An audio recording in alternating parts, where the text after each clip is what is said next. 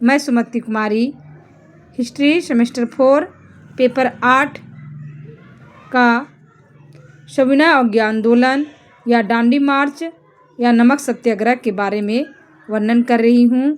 यह आंदोलन 1930 ईस्वी में हुआ था। हम सविनय अवज्ञा आंदोलन बोले या दांडी मार्च बोले या नमक सत्याग्रह बोले, तीनों एक ही हैं। तो देखते हैं कि इसका पृष्ठभूमि। सबसे पहले देखते हैं सविनय अवज्ञा का क्या अर्थ होता है। तो सविनय अवज्ञा का अर्थ होता है कि विनय पूर्वक अंग्रेजों की आज्ञा का पालन नहीं करना। इसका पृष्ठभूमि देखते हैं या कारण देखते हैं कि क्या कारण था कि महात्मा गांधी को फिर से सविनय अवज्ञा आंदोलन को शुरुआत करना पड़ा। तो पहला देखते हैं कि साइमन कमीशन का भारत आगमन।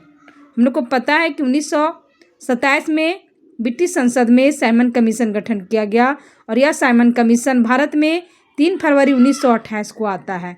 और इसलिए आता है कि भारत के जो 1919 का अधिनियम में आता है और 1919 के अधिनियम में कहा गया था कि उसके बाद 10 वर्ष के बाद फिर से कमीशन आएगा, लेकिन यह 10 वर्ष के पहले ही साइमन कमीशन 3 फरवरी 1928 को भारत आ गया था। और इसमें जो भी सदस्य थे ब्रिटिश संसद के 7 सदस्य थे और सभी अंग्रेज थे, जिसके कारण भारतीयों ने इसे बहिष्कार किया था। साइमन वापस जाओ के नारा के साथ साइमन कमीशन का विरोध किया गया था। दूसरा था नेहरू रिपोर्ट का अंग्रेजी सरकार द्वारा अस्वीकार किया जाना। यहाँ पर है कि जो उस समय भारत सचिव थे ब्रेकनहेड, उन्होंने कहा कि भारतीयों के पास दिमाग नहीं है कि वे अपना संविधान को बना सकते हैं, लेकिन मोतीलाल नेहरू ने नेहरू रिपोर्ट बनाया अपने 8-9 सहयोगियों के साथ मिलकर नेहरू रिपोर्ट प्रस्तुत किया, लेकिन सरकार ने इसे अस्वीकार कर दिया। आगे देखते हैं कि कांग्रेस का 1929 का लाहौर अधिवेशन एवं पूर्ण स्वराज का प्रस्ताव पारित करना। पता है कि हम लोग को कि हर वर्ष कांग्रेस का अधिवेशन होता था और 1929 ईस्वी में लाहौर में अधिवेशन होता है और वहाँ पे पंडित जवाहरलाल नेहरू ने पूर्ण स्वराज का प्रस्ताव पारित किया था। आगे देखते हैं कि ब्रिटिश सरकार द्वारा समुद्र किनारे नमक बनाने वाले पर टैक्स या कर लगाया जाना तथा नमक बनाने पर रोक लगाना, यानी नमक बनाने पर भी अंग्रेज सरकार टैक्स लेता था और नमक पर सरकार का अधिकार था। तो इन सभी कारणों के कारण महात्मा गांधी ने सविनय अवज्ञा आंदोलन स्टार्ट किया 1930 ईस्वी में। तो हम लोग देखते हैं कि आंदोलन का जो प्रारंभ, तो आंदोलन का प्रारंभ देखते हैं कि इस आंदोलन का जो शुरुआत होता है प्रसिद्ध लेखक एवं विचारक डेविड थारो की पुस्तक on the duty of civil disobedience से प्रेरित होकर किया था। 12 मार्च 1930 को गांधी जी गुजरात के अहमदाबाद में स्थित साबरमती आश्रम से अपने 78 सहयोगियों के साथ यात्रा प्रारंभ की, जिसे दांडी मार्च कहते हैं। महात्मा गांधी ने 12 मार्च 1930 को गुजरात के अहमदाबाद में स्थित साबरमती आश्रम से अपने 78 सहयोगियों के साथ यात्रा प्रारंभ की। अर्थात यहाँ पे 78 सहयोगी और एक स्वयं मिलकर नमक यात्रा प्रारंभ करते हैं, दांडी मार्च प्रारंभ करते हैं और 200 मील के पद यात्रा यानी 200 मील पैदल चलते हैं, जो 24 दिनों तक गांधी जी ने दांडी मार्च के द्वारा गुजरात के प्रसिद्ध नदी माही नदी को पार किया था। यानी 200 मील पैदल चलते अपने सहयोगी के साथ 24 दिनों तक लगातार चलते हैं, जिसे हमें दांडी मार्च भी कहते हैं। और वहाँ पे गुजरात में एक प्रसिद्ध नदी था, उस माही नदी को भी पार करते हैं। गांधी जी के साथ इस यात्रा में विदेशी पत्रकार बेब मिलर कदम से कदम मिलाकर चल रहे थे। मतलब महात्मा गांधी के साथ तो सहयोगी लोग चल ही रहे थे, लेकिन एक पत्रकार भी था बेब मिलर, वो भी महात्मा गांधी के साथ पैदल चल रहे थे, कदम से कदम मिलाकर चल रहे थे इस दांडी मार्च में। इस सविनय अवज्ञा आंदोलन में गांधी जी के दांडी मार्च की तुलना सुभाष चंद्र बोस ने नेपोलियन के पेरिस मार्च एवं मुसोलिनी के रोम मार्च से की थी। यानी जिस प्रकार सुभाष चंद्र बोस ने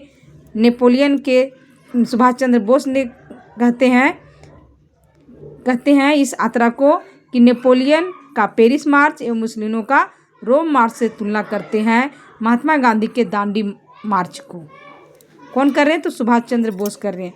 यहाँ पे देखते हैं कि 6 अप्रैल के सुबह गांधी जी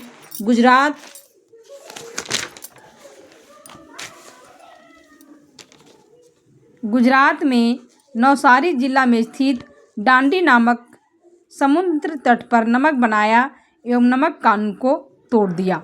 जो महात्मा गांधी दांडी जो नामक स्थान पर पहुंचे पैदल यात्रा चलकर जब महात्मा गांधी गुजरात में दांडी नामक समुद्र तट पर पहुंचे और वहां पे नमक बनाया और नमक कानून को तोड़ा। और वह जो दांडी नामक स्थान था वह नवसारी जिला में पड़ता था।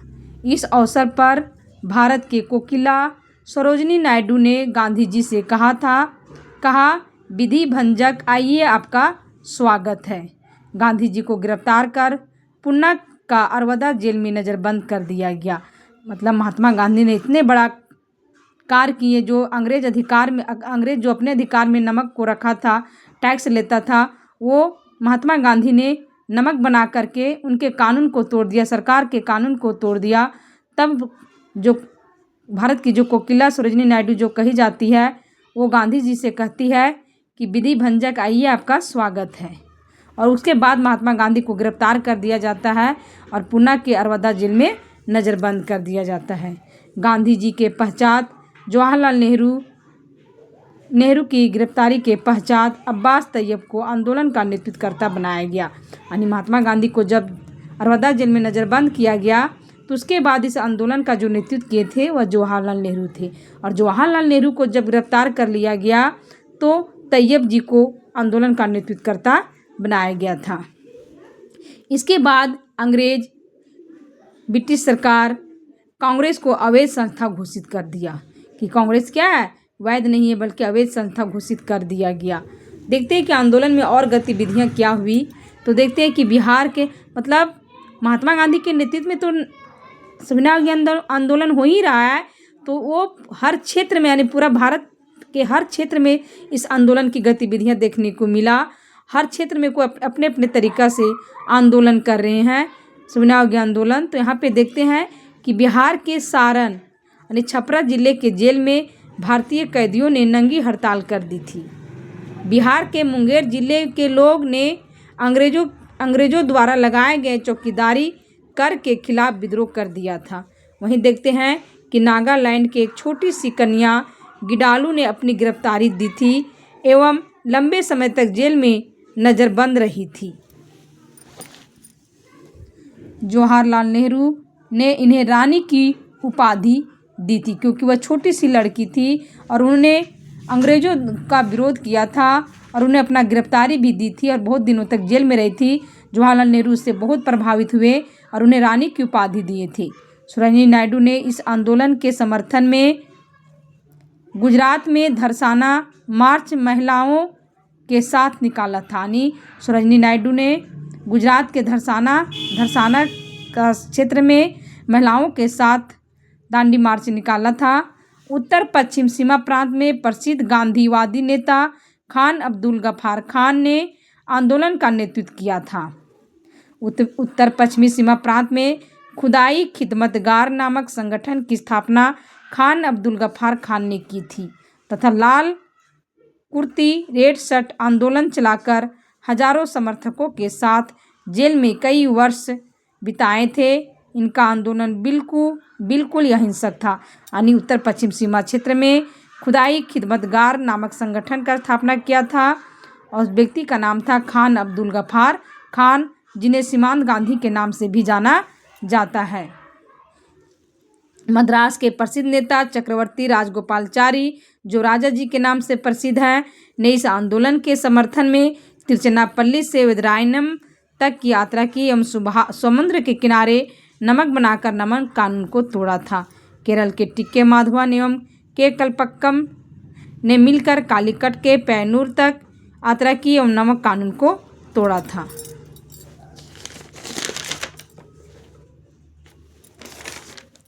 ये था सविनय अवज्ञा आंदोलन महात्मा गांधी का। आगे का आंदोलन में रहेगा भारत छोड़ो आंदोलन।